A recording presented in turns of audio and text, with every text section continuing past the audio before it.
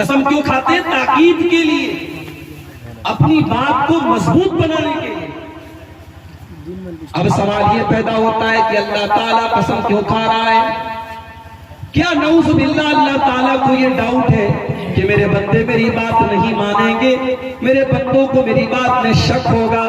नहीं नहीं, अल्लाह की बात में किसको शक हो सकता है?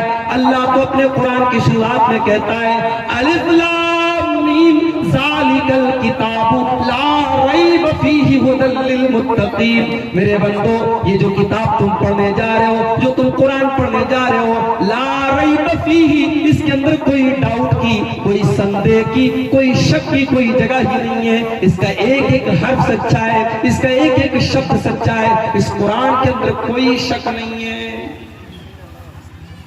तब अल्लाह कसम क्यों खा रहा है?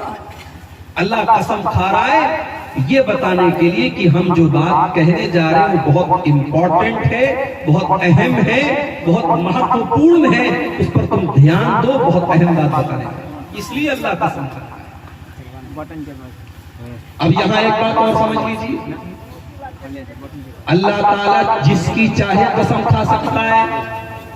उसने कुरान में इंजीर की भी कसम खाई है, अल्लाह ने कुरान में जैतून की कसम खाई, अल्लाह ने कुरान में तूरे सीना की कसम खाई, अल्लाह ने कुरान में मक्का शहर की कसम खाई, अल्लाह ने कुरान में अल्लाह के नबी की जिंदगी की कसम खाई, अल्लाह ने कुरान में सूरज की कसम खाई, जमीन की कसम खाई, आसमान की कसम खाई।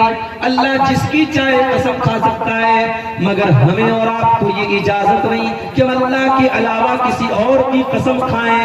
अगर हम अल्लाह के अलावा किसी और की कसम खाते हैं तो अल्लाह के नबी फरमाते हैं मन हलफा बिगैरिल्लाहि फक़द अशरक, जिसने अल्लाह के अलावा किसी और की कसम खाई तो उसने शिर्क किया। मियां बीवी में झगड़ा हो रहा है, बीवी कह रही है शौहर से अरे मैं झूठ नहीं बोल रही हूँ, बच्चे की कसम, बच्चों की कसम लोग खा लेते हैं।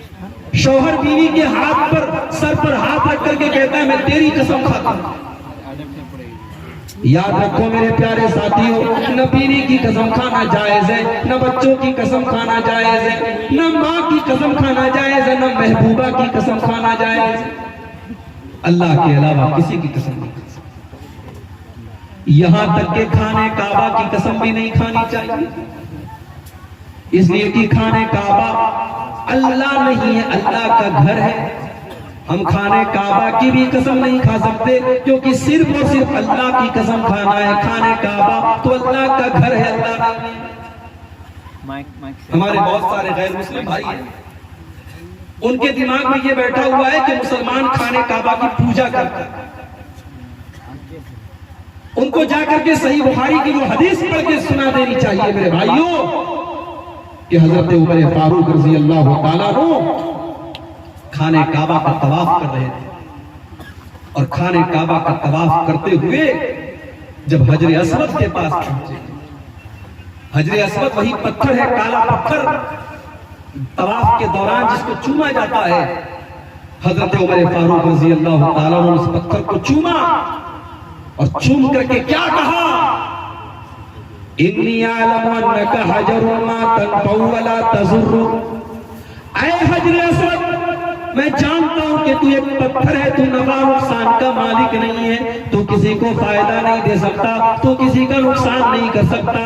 अगर मेरे नबी ने तुझे न चूमा होता तो मैं तुझे न चूमता, क्योंकि तुझे चूमना मेरे नबी का तरीका है, मेरे नबी की सुन्नत है, इसलिए मैं तुझे चूम रहा हूँ। हजरत उमर ने दुनिया वालों को संदेश दे दिया कि मुसलमान हजर अस्वद की पूजा नहीं करता है, और हजरत बिलाल ने खाने काबा की छत पे खड़े होकर के अजान देकर के ये साबित कर दिया कि मुसलमान खाने काबा की पूजा नहीं करता।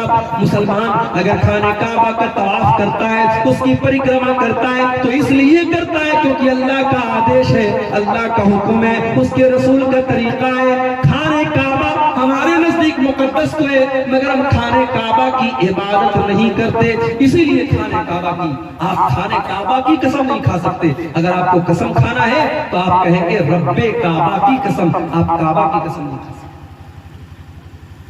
एक और मसला याद करो, कुरान की कसम खा सकते हैं कहीं? बोलो भाई, खा सकते कि नहीं खा सकते? खाते तो हैं, बल्कि खाने का कुरान की कसम को तो सबसे ज्यादा अहमियत दी जाती है। भाई भाई में झगड़ा हो जाता है, अगर कोई भाई कुरान उठा करके कोई कसम खा ले तो पूरा जमाना कहता है यार उसने कुरान उठा के कसम खाई है, उसकी बात गलत नहीं हो सकती। याद रखो मेरे भाई, कुरान की कसम खा सकते हैं क्योंकि कुरान अल्लाह का कलाम है।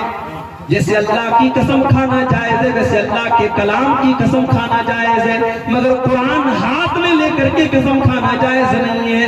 क्योंकि जो कुरान जो हमारे सामने मौजूद है, ये कुरान तो कागज का है, इसके पेज तो कागज के, ये कागज और ये इसके ऊपर जो कागज लगा हुआ है ये अल्लाह का कलाम नहीं है, बल्कि उसके अंदर जो बातें लिखी हैं वो अल्लाह का कलाम है।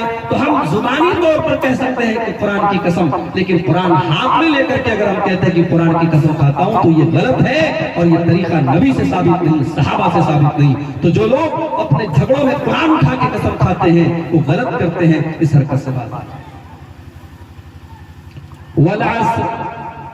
जमाने की कसम, अल्लाह जमाने की कसम खा रहा है। गोया अल्लाह ताला ये मैसेज दे रहा है, ये संदेश दे रहा है, ये पैगाम दे रहा है, मेरे बंदो ये जो जमाना है, ये जो टाइम है, ये जो समय है, इसकी कदर करो, ये बड़ा कीमती है। अगर समय तुम्हारे पास आज है तो कल नहीं होगा। इस समय की कसम खा करके अल्लाह ताला समय की अहमियत बता रहा है, टाइम की अहमियत बता रहा है। लोग बोलते हैं ना वक्त बहुत खराब है, कुछ लोग बोलते हैं जमाना बहुत खराब है। नहीं बोलना चाहिए ऐसे। जमाना खराब नहीं होता, वक्त खराब नहीं होता, खराब हम और आप होते हैं। जमाना तो अल्लाह ताला चलाता है, वक्त को तो अल्लाह ताला चला रहा है, इसलिए ऐसा नहीं बोलना कि वक्त बहुत खराब है। बस लोग बोल देते ना, किसी दिन अगर कोई हादसा हो जाए तो लोग बोलते थे पता नहीं आज किसकी शक्ल देखी थी, मेरी बाइक का एक्सीडेंट है। कारोबार में नुकसान हो जाए लोग बोल देते हैं पता नहीं आज किसकी शक्ल देख करके आया था मेरा कारोबार में नुकसान। गलत है, ये चीज हराम है। किसी की शक्ल देखने से कोई नुकसान नहीं, किसी की शक्ल देखने से कोई हादसा नहीं होता, और न जमाना खराब होता है न वक्त खराब होता है। इसीलिए अल्लाह के नबी फरमाते हैं, बुखारी की रिवायत है, अल्लाह ताला फरमाता है यूज़ीनी इब्नु आदम, आदम का बेटा मुझे तकलीफ पहुंचाता है। यसुब्बुद्दहरा, और आदम का बेटा तो जमाने को गाली देता है, जमाने को बुरा भला कहता है। वह अनदारू, जबकि मैं खुद जमाना हूँ। उक़ल्लिबुल लैल वन नहार, जमाने को तो मैं चलाने वाला हूँ, रात और दिन को तो मैं चलाता हूँ। जो जमाने को गाली देता है, जो जमाने को बुरा भला कहता है, वो गोया कि अल्लाह ताला को बुरा भला कहता है। तो जमाने को गाली, अल्लाह ने जमाने की कसम, और अल्लाह ने यह पैगाम दिया कि अपने टाइम की कदर। मेरे नौजवान साथियों, आज सबसे ज्यादा अगर कोई चीज बर्बाद की जा रही है तो टाइम बर्बाद किया जा रहा है। फेसबुक के ऊपर रात भर लगा रहने वाला मेरा नौजवान भाई, और दिन भर मोबाइल पर चैटिंग करने वाला मेरा नौजवान भाई, बड़े प्यार से, बड़े प्रेम से, बड़ी मोहब्बत से कहना चाहूंगा, ये जवानी फेसबुक पर चैटिंग करने के लिए तो नहीं मिली है, ये यूट्यूब के शॉर्ट्स देखने के लिए तो नहीं मिली है, ये फेसबुक की रील्स देखने के लिए तो नहीं मिली है। ये जवानी तो अल्लाह को राजी करने के लिए मिली है। इस जवानी में आप अल्लाह को राजी कर लेंगे, बुढ़ापे में नहीं कर पाएंगे। जो जवानी में आप काम कर लेंगे बुढ़ापे में नहीं कर पाएंगे। इसीलिए अल्लाह के प्यारे नबी फरमाते हैं इग़्तनिम खमसन क़ब्ल खमसिन, 5 चीजों की कदर करो, 5 चीजों की वैल्यू को समझो, 5 चीजों के आने से पहले। शबाबक क़ब्ल हरमिक, अपनी जवानी की कदर करो इसके पहले कि बुढ़ापा आ जाए। वस्सिहतक क़ब्ल सक़मिक, अपनी तंदुरुस्ती की कदर करो इसके पहले कि तुम बीमार हो जाओ।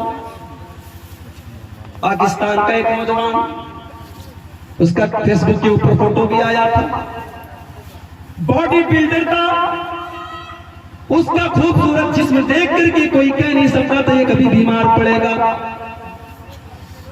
शायद उसके जैसा बॉडी बिल्डर बहुत कम देखने को मिलता है।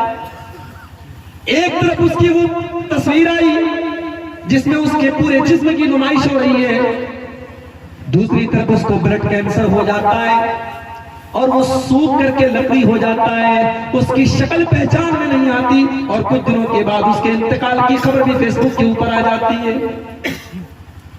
मेरे नौजवान साथियों, आज आपके पास सेहत है, तंदुरुस्ती है, आप मौज मस्ती कर रहे हैं, कोई शराब पी रहा है, कोई ज़िना कर रहा है, कोई गुटखा खा रहा है, कोई पान मसाला खा रहा है, कोई नाच गाने में व्यस्त है। मेरे प्यारे साथी, इस बात की क्या गारंटी है कि ये तंदुरुस्ती हमेशा आपके पास रहेगी? अगर आज अल्लाह ने तंदुरुस्ती दी है, इस तंदुरुस्ती की हालत में आप जितनी नमाज पढ़ सकते हैं, कल बीमारी की हालत में आप नहीं पढ़ पाएंगे।